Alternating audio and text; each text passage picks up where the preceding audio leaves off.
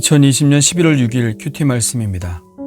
역대상 3장 10절로 24절입니다.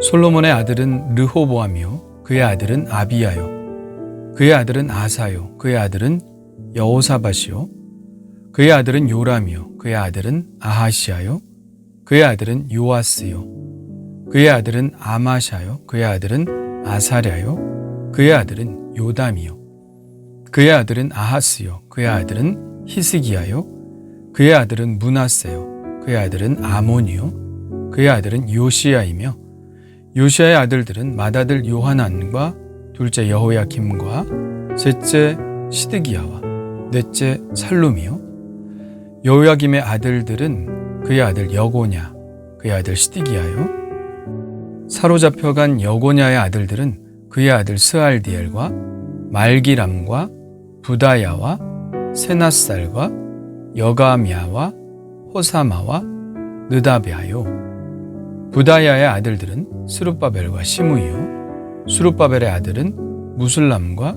하나냐와 그의 매제 슬로밋과 또 하수바와 오헬과 베레갸와 하사랴와 유삽 헤셋 5사람이요 하나냐의 아들은 블라디아와 여사야요 또 르바야의 아들 아르난의 아들들 오바댜의 아들들 스가냐의 아들들이니 스가냐의 아들은 스마야요 스마야의 아들들은 핫두스와 이갈과 바리야와 느아랴와 사밧 6사람이요 느아랴의 아들은 에료에네와 히스기야와 아스리감 3사람이요 에료에네의 아들들은 호다위야와 엘리아십과 블라야와 악굽과 요하난과 들라야와 아난이 7사람이더라. 아멘. 오늘 본문은 두 부분으로 나눌 수 있겠는데요. 첫 번째 부분은 솔로몬 왕부터 시드기야까지 유다 왕들의 명단이 나오고요. 둘째 부분은 바벨론의 포로로 잡혀간 유다의 왕 여고냐, 즉 여호야긴 왕의 후손들의 이름이 열거됩니다. 먼저 첫 번째 부분부터 보자면 솔로몬 왕부터 시드기야 왕까지 왕의 명단입니다. 유다 왕조는 다윗부터 시작되는데요. 다윗이 왕이 된 것은 기원전 1010년입니다. 그리고 시드기야 때 바벨론이 망하여 왕조가 끊어진 것은 기원전 587년이고요. 무려 423년 동안 23명의 왕이 다스리는 왕조로 이어집니다. 유다의 왕권을 잡았지만 여기에 이름이 언급되지 않은 왕도 있는데요. 유다의 유일한 여왕이죠. 아달랴의 이름이 빠져 있습니다. 아달랴는 북이스라엘의 아합과 이세벨의 딸이며 남유다 왕국 여호사밧 왕의 며느리로 여호람 왕의 아내가 되죠. 남편 여호람이 죽고 아들 아하시야가 왕이 되는데 아하시야마저 예후에 의해 죽임을 당하자 자기의 다른 아들들과 손자들까지 다 죽여버리고 자기가 왕이 됩니다. 미친 것이죠. 이때 유다의 왕조가 끊길 뻔했습니다. 그러나 다행스럽게도 그의 딸 여호세바가 조카 요아스를 숨겨서 성전 안에서 키우고 결국에는 왕으로 만듭니다. 당연히 아달랴는 죽임을 당하게 되죠. 그러니 그녀는 유다 정통의 왕의 명단에 들어갈 수 없는 게 당연하겠죠. 유다의 왕들의 명단을 보면 선하다고 평가되는 왕이 있고요. 또 악하다고 평가되는 왕이 있습니다. 선한 왕이라고 평가를 받는 왕은 아사, 여호사밧, 요아스, 아마샤, 아사랴, 요담, 히스기야, 요시야 왕입니다. 그 중에서도 히스기야와 요시야 왕은 성전 예배와 절기를 회복시킨 왕으로 역대기사가에 큰 관심을 받고 있죠. 나머지 왕들은 악한 왕들로 평가를 받고 있는데요. 그런 평가는 주로 우상 숭배를 하고 성전과 예배를 소홀히 했기 때문입니다. 그 중에서도 아하스와 므낫세 같은 왕들은 외국에 있는 우상들을 들여다가 하나님의 성전에 놓고 숭배를 했던 아주 악한 왕들로 평가받고 있죠. 남유다가 망한 이유는 우상 숭배에 대한 하나님의 징벌 때문입니다.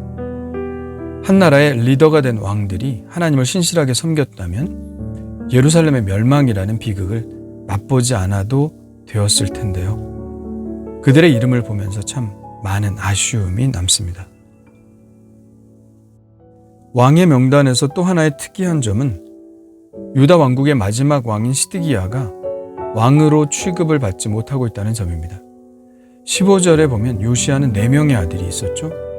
맏아들 요하난과 둘째 여호야김과 셋째 시드기야와 넷째 살룸입니다. 맏아들 요하난은 유일하게 여기에서만 등장하고 다른 성경에는 전혀 등장하지 않습니다. 아마도 일찍 세상을 뜬 것 같습니다. 요시야에 이어 왕이 된 아들은 넷째 살룸입니다.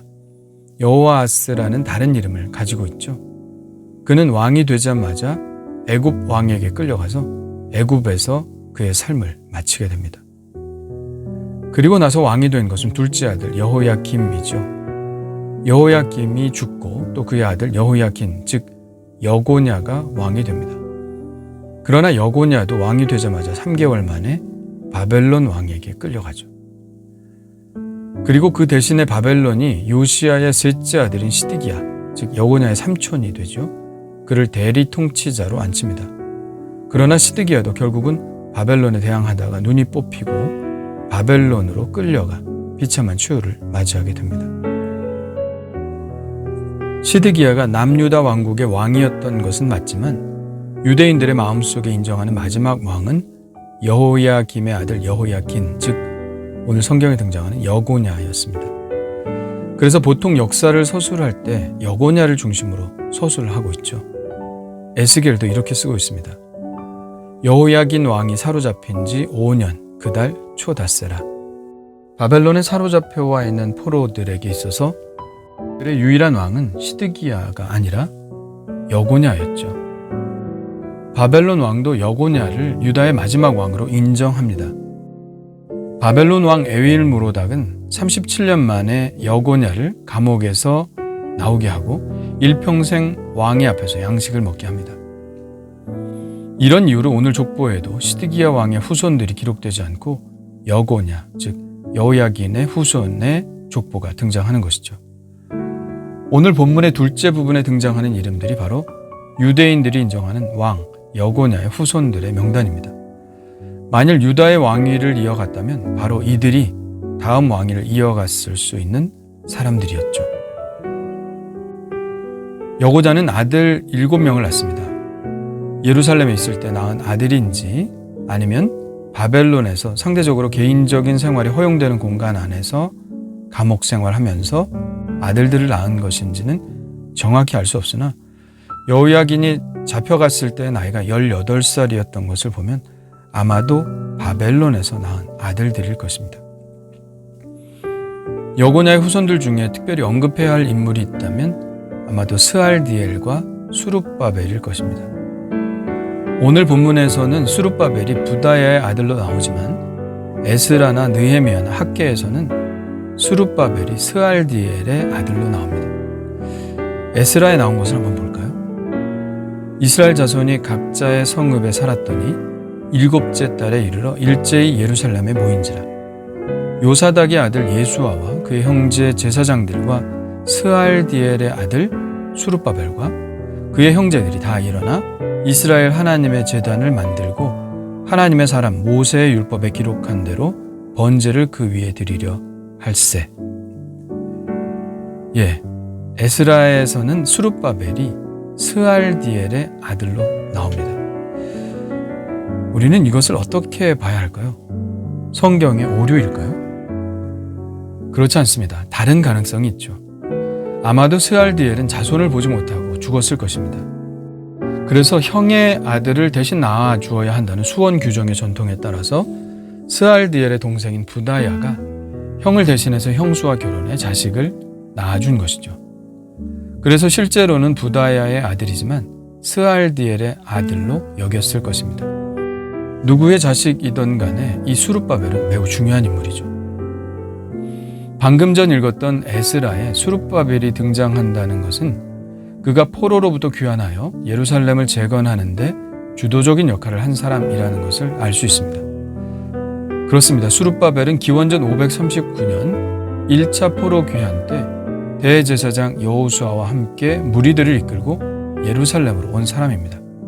학개는 1장 1절에 이렇게 쓰고 있죠.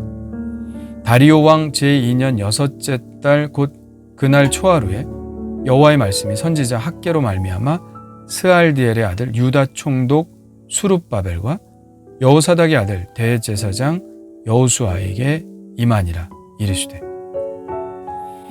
수룹바벨은 포로 귀환을 할 때 페르시아의 다리오 왕으로부터 유다의 총독으로 임명받습니다. 그래서 그는 바벨론에 빼앗겨 창고에 쌓여있던 성전 기물들을 다 모아가지고 예루살렘으로 갈 수 있었죠. 그는 다윗의 계보를 잇는 왕족이었고 또 페르시아의 공식적인 총독으로서의 리더십을 가지고 황폐해진 예루살렘과 성전을 다시 세우고 재건하는데 힘을 기울인 인물입니다. 오늘 말씀을 보니 왕으로서의 자격이 없는데 왕이 되려고 사람들을 죽인 아달랴도 있었고요. 바벨론으로부터 통치의 위임을 받았지만 그를 배반하여 예루살렘을 완전한 멸망으로 이끌어갔던 시드기야도 보았습니다. 그리고 왕이 될 수도 있었지만 왕이 아닌 신분으로라도 최선을 다해 하나님을 섬기고 백성을 섬겼던 수룹바벨도 보았습니다. 정말 중요한 것은 신분이 아닌 것 같습니다. 수룹바벨은 폐위된 왕족이어서 세상을 원망하며 살 수도 있었지만 자기가 있는 자리에서 최선을 다하여 총독의 지위를 부여받았고 백성들의 신망을 얻어 예루살렘의 재건을 위한 리더로 설 수 있었습니다. 그러므로 내가 어떤 자리에 있든지 그 자리에서 하나님의 뜻에 순종한다면 하나님은 당신의 뜻에 합당하게 나를 사용하신다는 것을 다시 한번 확신하게 됩니다. 주님 감사합니다. 그 자리에 있다고 하나님의 일을 하는 것 같지 않습니다. 어떤 자리가 주어지지 않는다고 해도 그 일을 하지 못하는 것도 아니라는 것을 알았습니다. 제가 어느 곳에 있든지 어떤 지위에 있든지 아니 그 어떤 지위를 갖지 못하더라도 오직 하나님의 뜻 안에 있게 하옵소서. 다윗은 왕이 아니라 하나님의 전에 문지기로 쓰임받기를 원했듯이 내가 가진 모든 것으로부터 내려와 오직 주님의 뜻만을 섬기는 자가 되게 하여 주옵소서. 예수님의 이름으로 기도합니다. 아멘.